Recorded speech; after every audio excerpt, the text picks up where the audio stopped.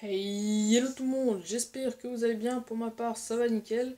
Et aujourd'hui on se retrouve pour une toute nouvelle vidéo sur l'attaque des titans. Donc qui va être non pas une review parce que j'ai remarqué que mes reviews étaient quand même un peu longues. Et d'ailleurs pour les reviews du tome de l'attaque des titans, la review du tome 23, bah, je vais pas en faire finalement parce que ça fait pas beaucoup de vues et c'est pas les vidéos les plus que vous aimez le plus. Sûrement du fait de la longueur des vidéos, mais bon ce sont des tomes. Donc ça ne va plus être des reviews, mais des présentations.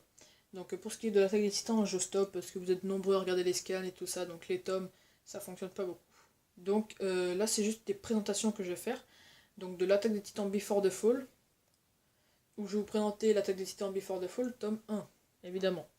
Donc les trois livres, je les ai eus il y a 2 jours maintenant, mais actuellement, ça fait 2 jours, mais je les ai déjà tous lus. Parce que voilà, ils étaient trop bien. Ils étaient vraiment trop bien. J'ai lu le premier, j'ai trop kiffé. J'étais obligé de lire le deuxième. J'ai lu le deuxième, j'ai encore plus kiffé. Il me fallait que je lise le troisième.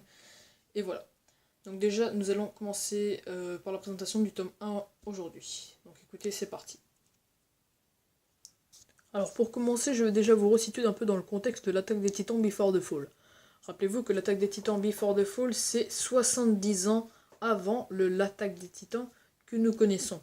Donc la technologie humaine est beaucoup moins avancée et voilà, ils se battaient avec des épées. Donc ils étaient vraiment dépourvus de puissance face aux titans, qui étaient vraiment monstrueux.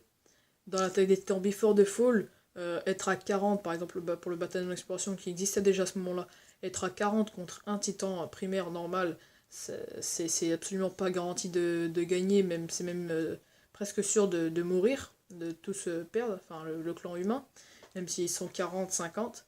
Alors que dans l'attaque des titans, eh bien c'est l'inverse. Vous mettez Mikasa ou Levi, ou même des soldats pas trop forts, hein, enfin qui sont pas monstrueux, vous mettez Eren, vous mettez, je sais pas moi, Connie, tout ça, du bataillon, vous les mettez face à des titans, ils en détruisent 5 ou 6 à eux tout seuls. Pour ce qui est de Mikasa et Levi, ils en détruisent 30 à eux seuls. Donc voilà, c'est pour vous dire à quel point l'écart de puissance est différent entre Before the Fall et l'attaque des titans, pour vous resituer vite fait dans le contexte. Donc dans Before the Fall, évidemment, dans 70 ans avant, le héros n'est pas le même, vous vous en doutez. Donc le héros s'appelle Kiklo. Donc déjà je vais commencer par le début du manga et nous allons revenir à Kiklo. Au tout début du manga Before the Fall, tome 1, eh bien nous avons une femme folle qui s'appelle Elena, enfin une femme folle, une femme qui s'appelle Elena qui est complètement tarée. Et elle va être avec des révérendes et du mur, tout ça. Et elle va demander à ouvrir la porte du mur Maria. Le truc complètement dingue, puisque du coup, je sais plus si c'est le mur Maria, mais en tout cas, il va demander à ouvrir le mur, donc qui sépare les humains des titans, qui ne sépare pas de ville, hein, qui sépare les humains des titans. Et du coup, la porte va s'ouvrir, sauf que vous vous doutez bien qu'il y avait des titans derrière, et un titan va s'engouffrer dans la ville. Bon, il va rentrer, hein, on lui ouvre la porte, il rentre. Et il va bouffer au total plus de 5000 personnes, 5000 civils. Il va bouffer 5000 personnes avant d'être mort. Et encore, je crois pas qu'il est mort, je crois qu'il a réussi à se barrer après. Donc il en a bouffé 5000. Et il en a tellement bouffé qu'il en a revomi beaucoup. Hein. Il en a revomi par tas et tout.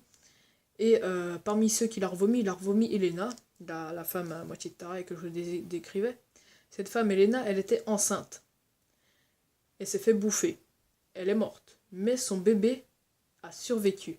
Donc ce bébé va être considéré comme un enfant titan et comme un véritable monstre puisqu'il est né par l'engeance d'un titan. Je vous montre ça tout de suite.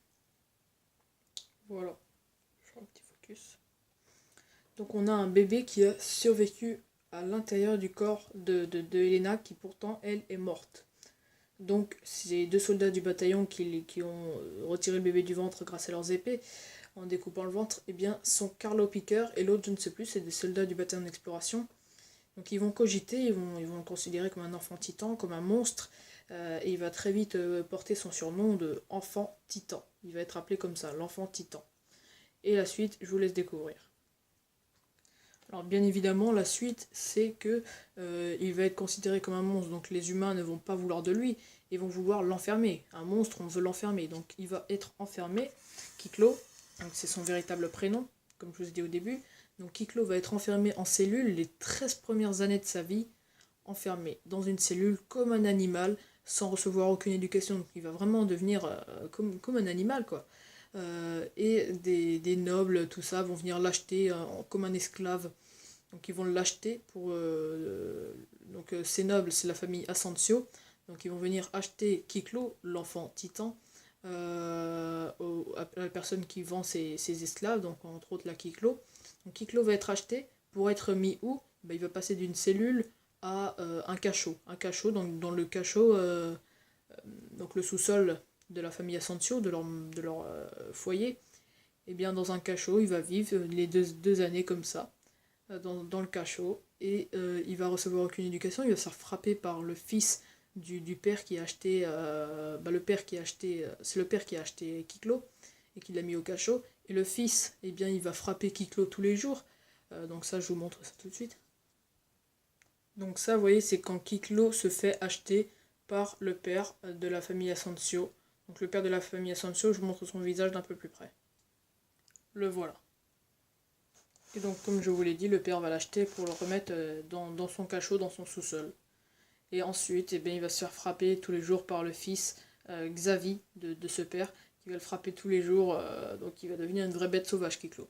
Je vous montre ça tout de suite. Voilà. Tandis que la petite sœur de Xavi, donc la fille du père Asensio, donc qui s'appelle Carla, donc Carla Asensio, eh bien, elle n'admet pas d'avoir un enfant titan dans son sous-sol, ça lui fait super peur, donc elle va décider de le tuer. Je vous montre ça tout de suite. Elle va vouloir tuer Kiklo. Voilà. Donc elle va venir avec un couteau dans le but d'assassiner Kiklo. Sauf que Kiklo va lui rejeter son couteau. Et il va s'emparer du couteau, le jeter à terre. Et il va parler. Donc Carla Asensio va très vite se rendre compte que Kiklo est un garçon tout à fait normal. Et elle va décider de le sauver de là. Mais juste avant qu'elle le menace, eh bien, elle a passé la journée à aller voir un titan. Et c'est pour ça qu'elle va faire la différence entre un titan et un humain, puisqu'elle aura vu un titan de ses propres yeux avant de vouloir menacer Kiklo. Donc elle va bien voir que Kiklo n'est pas un titan, parce que quand elle a vu un titan, sa réaction était différente. Je vous montre ça tout de suite. Voilà, là elle était montée tout en haut du mur, Maria avec sa famille pour regarder derrière qu'est-ce qu'il y a. Et ils ont vu un titan d'ailleurs. Donc le titan, le voilà. Et là, regardez son regard, voilà, elle est complètement terrifiée. Donc elle va bien remarquer que Kiklo n'a rien à voir avec un titan et c'est pour ça qu'elle va le sauver. Donc on continue. Alors Carla va apprendre à Kiklo tout ce qu'il a à apprendre. Donc c'est elle qui va l'éduquer. Donc c'est la seule qui va être gentille avec Kiklo et qui ne va pas le frapper ni rien.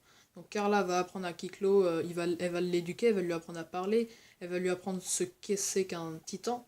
Et Kiklo va vite se rendre compte qu'il n'est pas du tout un titan. Et Kiklo va comprendre pourquoi les humains ont peur de lui. Parce que quand il va voir le titan, il va voir en fait un schéma où un titan dévore des humains. Et Carla va le lui expliquer. Et donc quand Kiklo va apprendre ça, eh bien il va comprendre pourquoi les humains ont peur de lui. Mais il va vouloir prouver au monde entier qu'il n'est pas un titan. Et pour ça, il veut voir un titan de ses propres yeux. Car il en a vu en schéma, mais il voudrait en voir un de ses propres yeux. Et pour voir un titan, et également pour sortir de ces 13 premières années d'enfer qu'il a vécu dans ce cachot et dans les cellules auparavant, eh bien, il va proposer à Carla Asensio de s'enfuir du foyer de Carla Asensio, de la famille noble.